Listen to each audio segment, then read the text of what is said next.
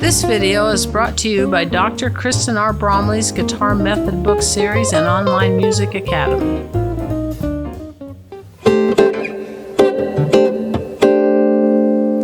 Hi, I'm Dr. Kristen Bromley. Welcome to my online academy. It's so great to have you joining me here in these online lessons. This is lesson 42 in this series that is all about jazz guitar. As you know, I love jazz guitar. I work as a jazz guitarist, and I'm so delighted to bring this course to you. Now, we've been working on a lot of voicings of late, and in the last couple lessons, we even worked on comping in the bossa nova style, which is so fun using some of those voicings. Clear back in lesson 33, I introduced a formula for creating voicings, and we did several different ones that are so great, so popular, used by jazz guitarists that have the root in them. Right now in this lesson, we're going to start looking at some rootless voicings, and we're going to look at rootless voicings over the next few lessons. So this is something that we use to comp chords when we're playing in a band. This is really getting us into the sounds that some of the pianists use, so we're getting that sort of thing happening. Now, it's a little bit of a misnomer. There's no such thing as a rootless chord. The root is what gives us the context to place all the other pitches that are happening in. Otherwise, a different set of pitches or a set of pitches could actually be a different chord. It just depends on the root.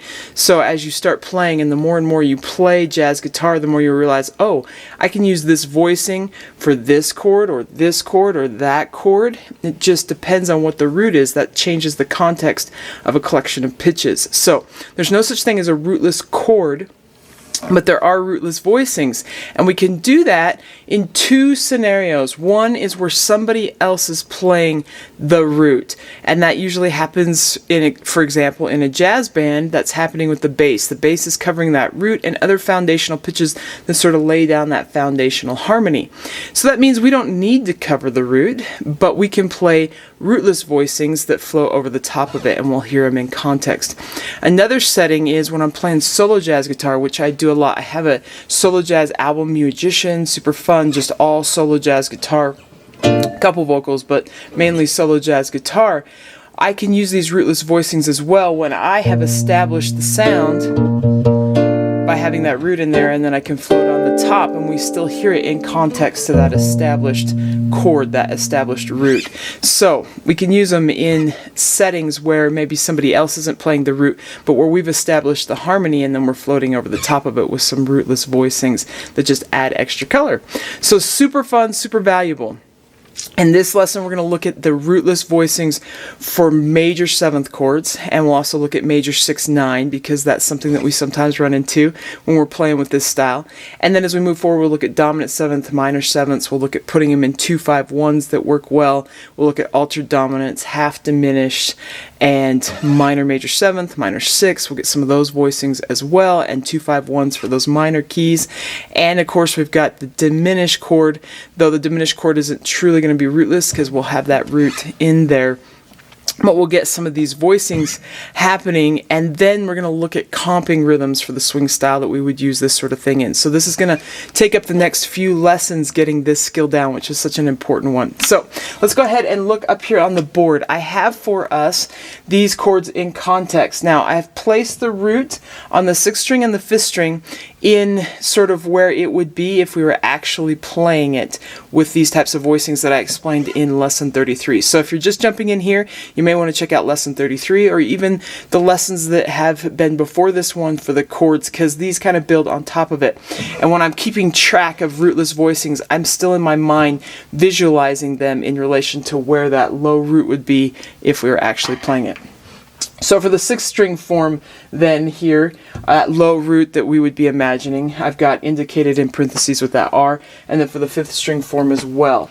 And then to visually help as we're going back and forth, we're going to go around the circle of force with these.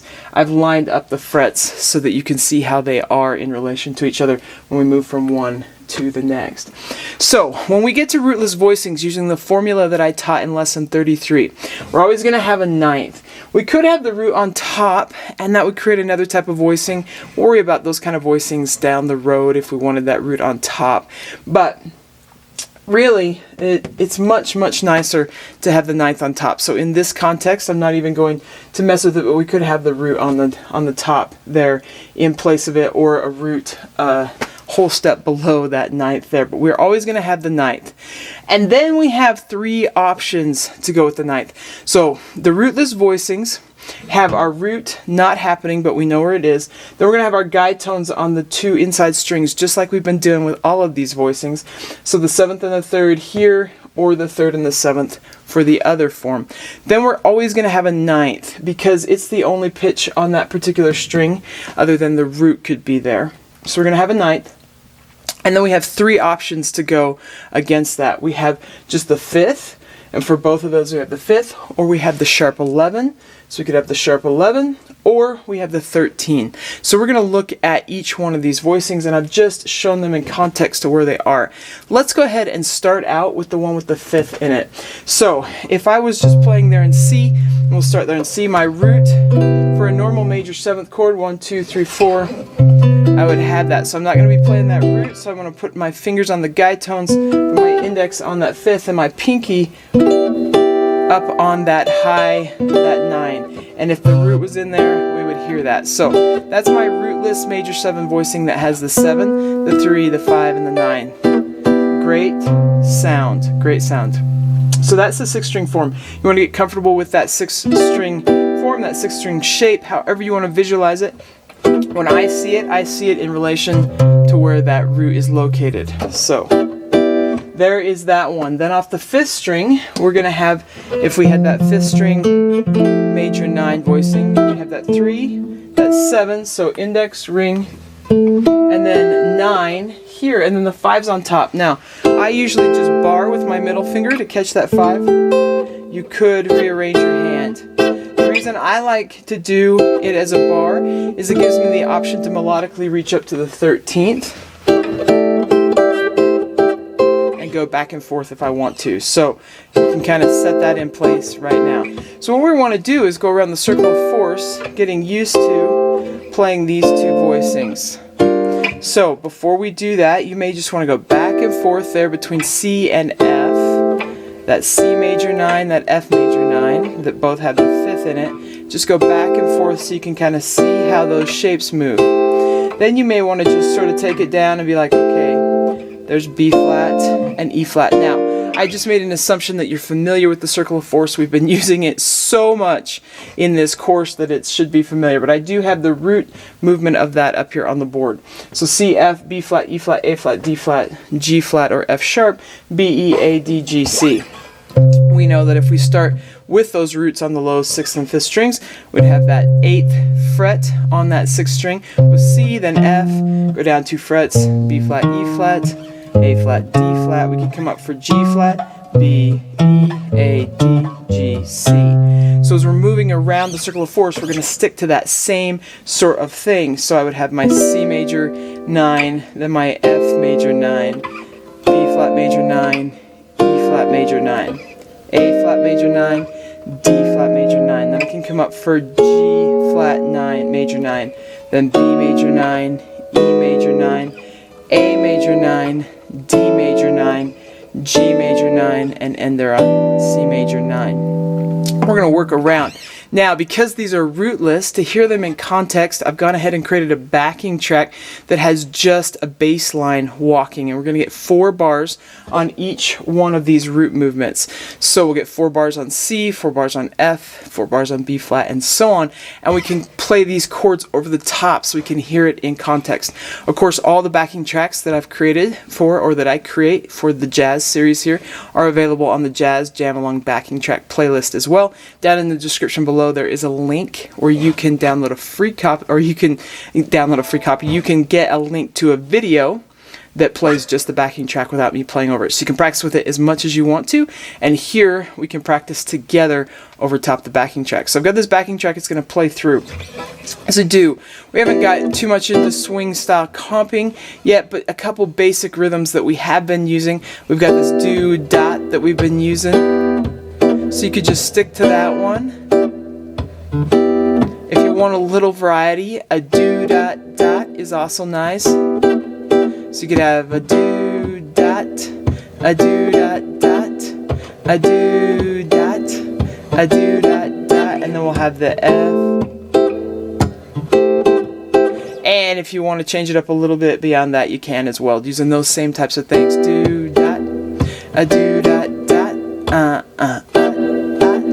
a do dot. So what I did there is took off the do dot dot. I left off that first do and just went do dot dot. So those kinds of things, you can play around with that a little bit as you're learning these if you'd like to, but only if you're feeling comfortable with the voicings. Otherwise, it's kind of best to just stick to a basic rhythm, or just even play long notes if you need to. But we're going to have 4 bars on each one. Now, we'll hear with a hi-hat 6 clicks. That gives us 1, 2, 3, 4, a 1, 2, and then we've got 3, 4, and we're in right there. So it gives us 6 beat count in for a 2-bar rest, and then we are in with our walking bass line. So we're going to go ahead and comp over the top of these, going around the circle of force just like that, so you can hear these in context. Let's do it.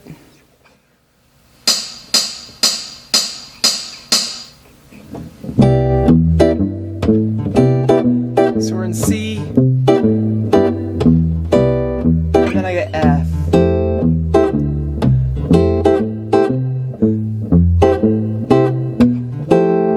Then we got B flat.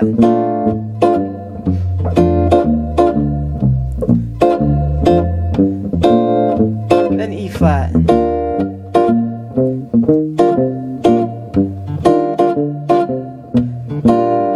Then we got A flat.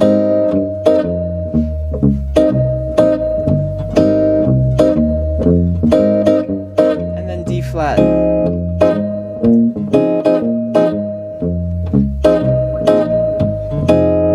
Up to G flat.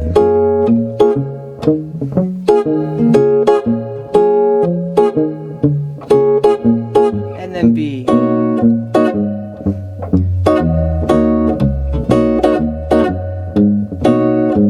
Then E.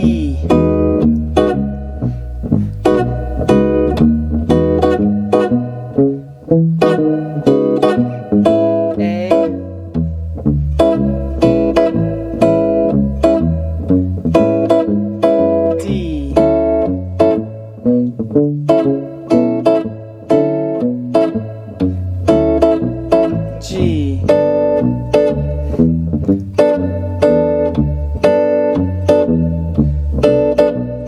and C. And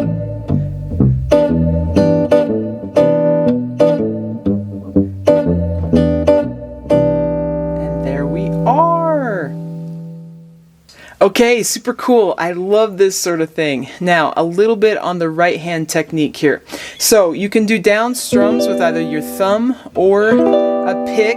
Either way, it's all down strumming. In the swing style, we rarely use an up strum, and we're going to talk about that more when we get into the lesson on rhythm. We want to get some of these voicings down first, so we get that happening.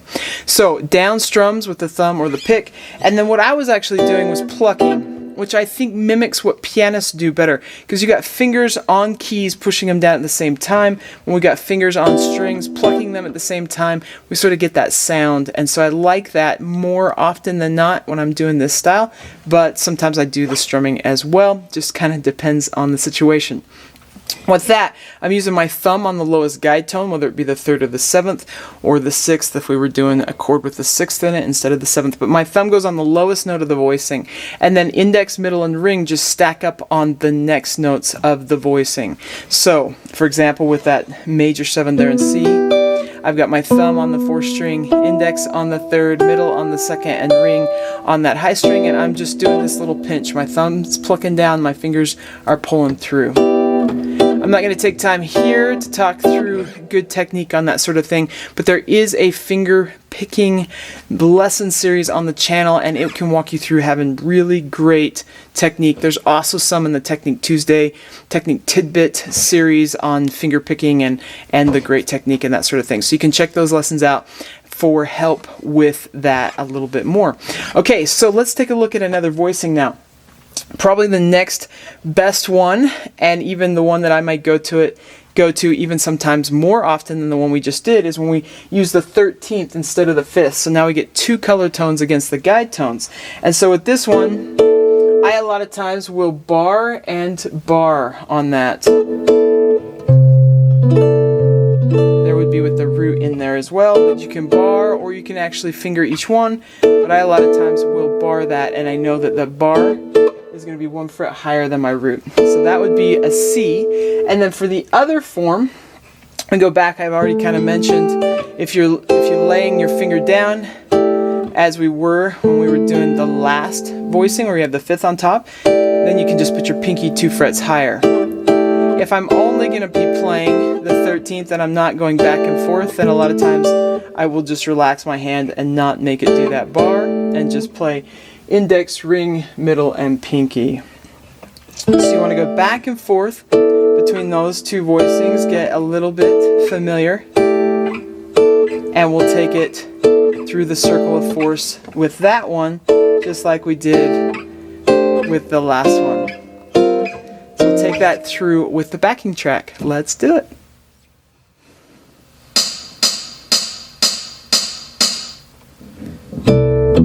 So we got C,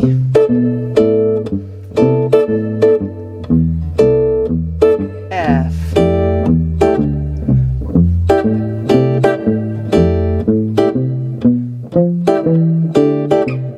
B flat,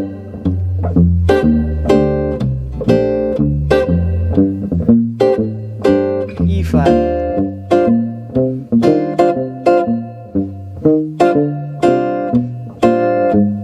A flat,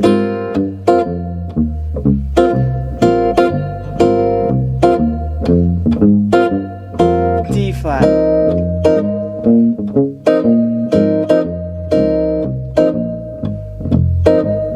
G flat,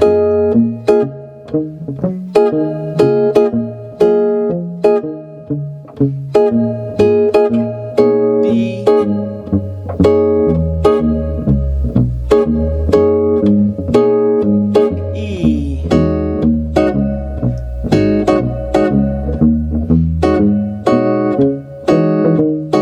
A,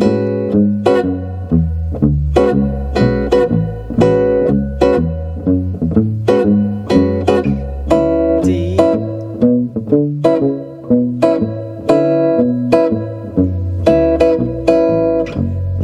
G,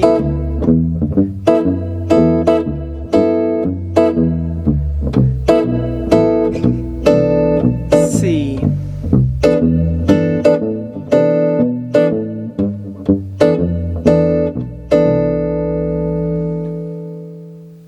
awesome. Okay, so let's take a look now with the sharp 11. This is actually a little bit of a harsh sound to our ears, especially with this voicing, because the 9th is voiced higher than that sharp 11 versus the voicing over here where we go 9 sharp 11. I think it sounds a little bit more natural to our ears. But that sharp 11, it's a real modern sound that we end up voicing in some of the more modern stuff that we're playing. So it's a great one to get in there. So take a look at that major 7 sharp 11. Basically, from how we were playing before, our index finger just goes down 1 fret. So got the major 7 there for C, C major 7 sharp 11, and then take a look at the F major 7 sharp 11. With this one, I like to just bar across on the fret that my index is in. So you can go back and forth between those two shapes. Get kind of used to that. And you can get used to going around the circle of force. So there was C major 7 sharp 11, F major 7 sharp 11, B flat major 7 sharp 11, E flat major 7 sharp 11. Then we go to A flat, D flat, G flat, B, E, and then A, D, and then G, and C. So let's go ahead and take that one with this bass line.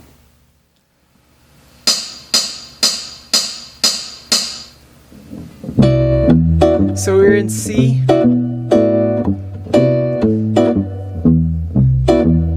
Now F.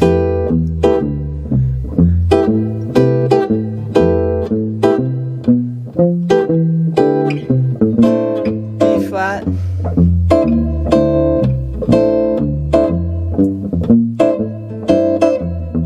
E flat.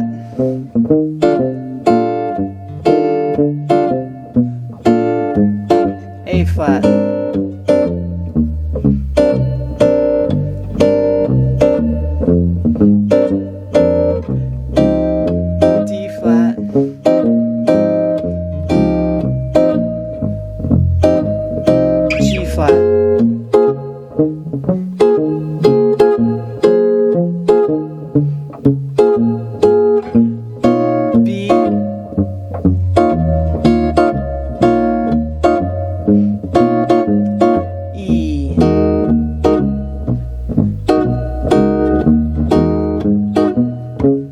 A,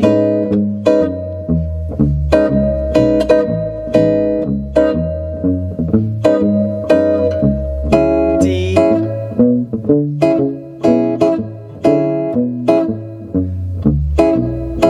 G,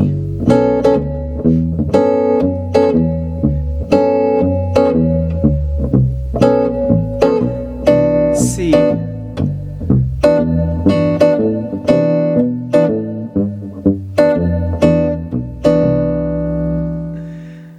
okay, great sounds, great chords. Of course, that sharp 11 can be a little harsh to our ears depending on how much we've been exposed to various sounds, various types of music, but there are certain contexts where the sharp 11 really hits the spot, so great voicings to know.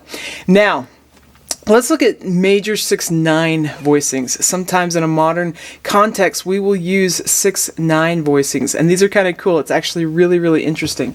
So if we take this first one here, and we've got the 6th now instead of the 7th, if we go 6, 3, 5, and 9, note how this is the same shape. For a C, C6/9 is the same shape as the F major 13, where we had that 13th and then 9th there. It's all about context on whether I'm having a C in the root or the F in the root. And I mentioned that at the beginning of the lesson that it's all about the collection of pitches against a root. That's what defines what the chord actually is. So there's no such thing as a rootless chord, but we can have voicings that we throw over different roots, gives us different voicings, and this is a perfect example of it. So we're going to have that C major 6/9, and then when we go to the F 6/9, this gets really interesting as well. It's just like what we had been using for the 6th string, the 6th string form, where we were using a major 13. But we've got the 3rd and the 6th, and then the 9th and the 5th. So that same major 13 voicing that we were using before, now over an F, gives us a major 6/9, instead of being over B flat in this case. So super cool. You want to get used to going back and forth. We've already kind of gotten used to going back and forth, but you want to get used to going back and forth with this new context, seeing where that root would be if we were playing it for the C major 6/9, and then the F major 6/9, and then B flat major 6/9, E flat major 6/9, A flat, D flat, G flat, and then B, E, A, D, G, and C. You want to get comfortable with that? Let's go ahead and play that over the bass line now.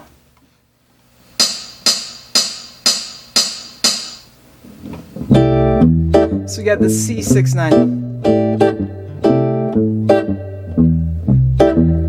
Now F.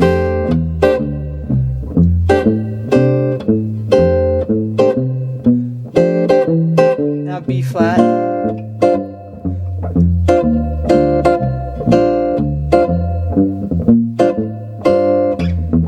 E flat.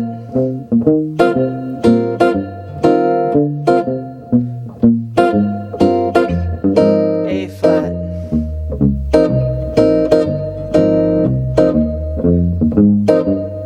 D flat.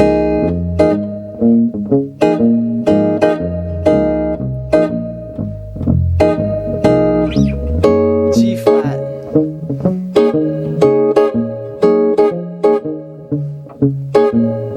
And B. E.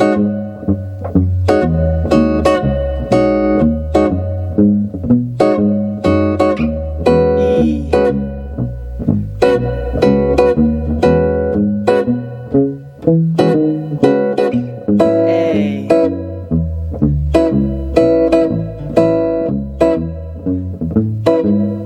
And D.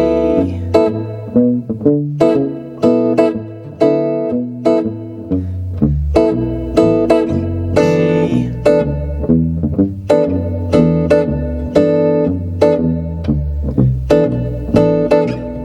And C.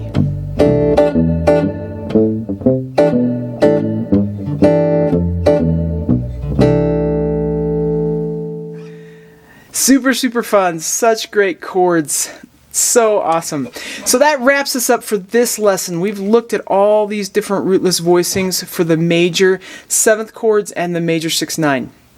So super cool. In the next lesson, we're going to look at the dominant 7th versions. So we're going to get used to those, and then we'll look at minor 7ths. We'll put them together in 2-5-1s, and then we've got the ones that we would use in a minor key, so our half diminished chord, and we've got our altered dominant chords, our minor major 7th, our minor 6th. So lots of great things to come. These lessons are coming out on Mondays and Wednesdays, sometimes on Fridays as well, but not every week on Friday. And then we've also got Technique Tuesdays, Theory Thursdays, which supplement the jazz course really well. On Saturdays, we're working on improvisation in the blues, rock, and pop styles. So those are the lessons coming out every week. Of course, there's over 900 lessons already on the channel, so lots of great things that can help you with various aspects of your playing, various styles of playing. So keep having fun, take care, and we'll see you again. If you found this video helpful, please hit the like button and subscribe to the channel.